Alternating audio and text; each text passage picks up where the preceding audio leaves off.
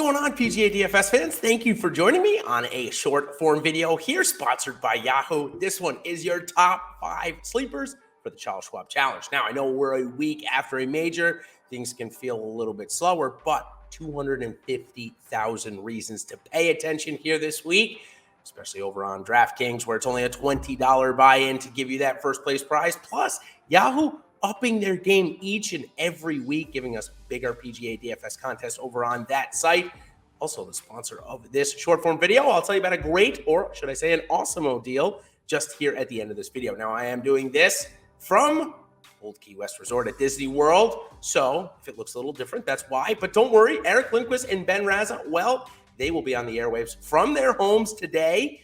I'm doing this at about 10:30 on Tuesday. They'll be doing their show at 1 o'clock. And then I'll be back home for the Live Before Lock show with Ben Raza on Wednesday tomorrow. So check those out. Of course, available on playback if you aren't able to check it live. So let's go ahead and jump into my top 5 sleepers here this week. I've got some big and good names. Let's start off down at the bottom of the board with Aaron Rai, coming in at just $7,100 this week and ownership of less than 5%.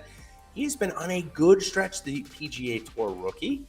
Now, he didn't get into the PGA Championship last week, but I feel like it'll be one of the last ones until, of course, his career goes downhill that he won't play in, as I think he's a very solid player making a name for himself here first year on the PGA Tour. So let's see why he does that. He did come in 46th a couple of weeks ago at the Wells Fargo after a bad Sunday. Still, he's been around the leaderboard. He just can't put 4 rounds together. But at 3% ownership, definitely worth a look. Now, we look into his strokes gain rank.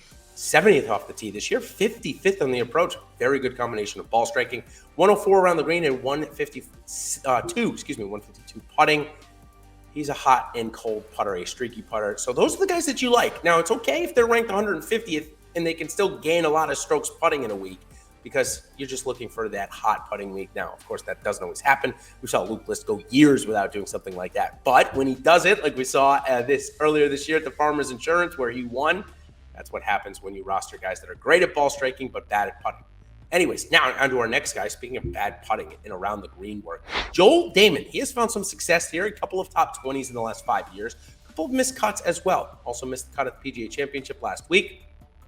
It was on the bad side of the weather and did not overcome the elements as well as he should have. But his ball striking this year has been very impressive. Ranked 54th off the tee and 46th on the approach.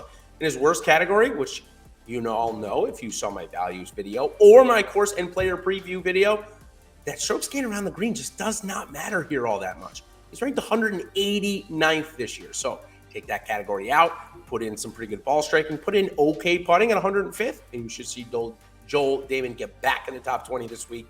For a guy that's priced at $7,200 and 2 to 3% owned, we love all of that. Now, on to our next guy, Matthew NeSmith, who just found himself into the U.S. Open with 2 really quality rounds, ended up being the medalist at his qualifying event.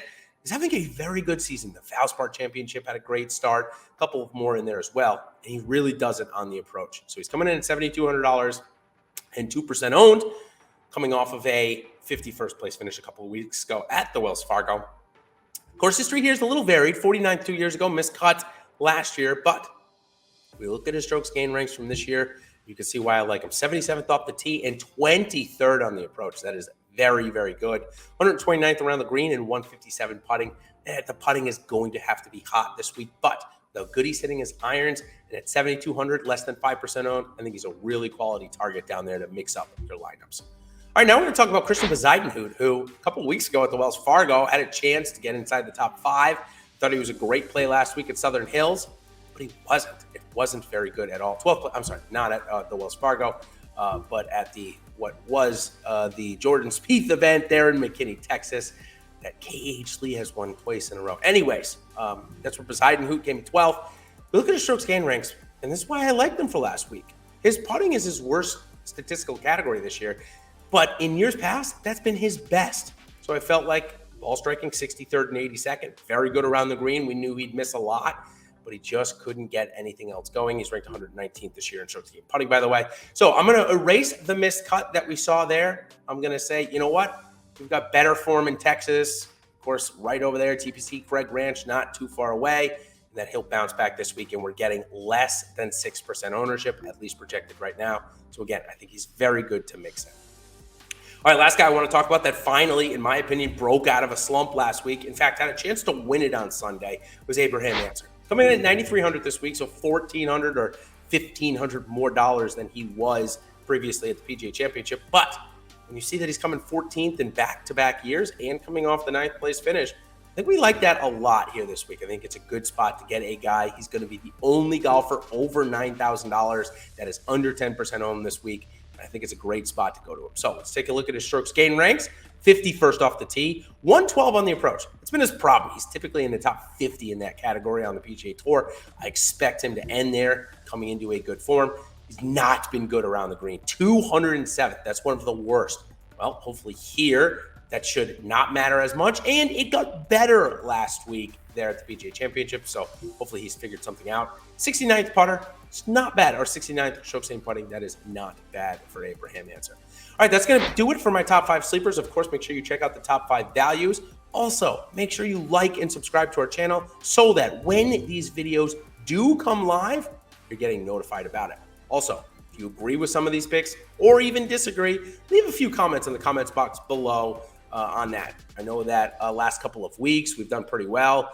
Last week we maybe had a little bit of a varied week, but still, of these 10 picks, 8 made the cut, had a couple of top 10s. So let me know how you're cashing in, or let me know how one of my picks ruined a 6 of 6 lineup.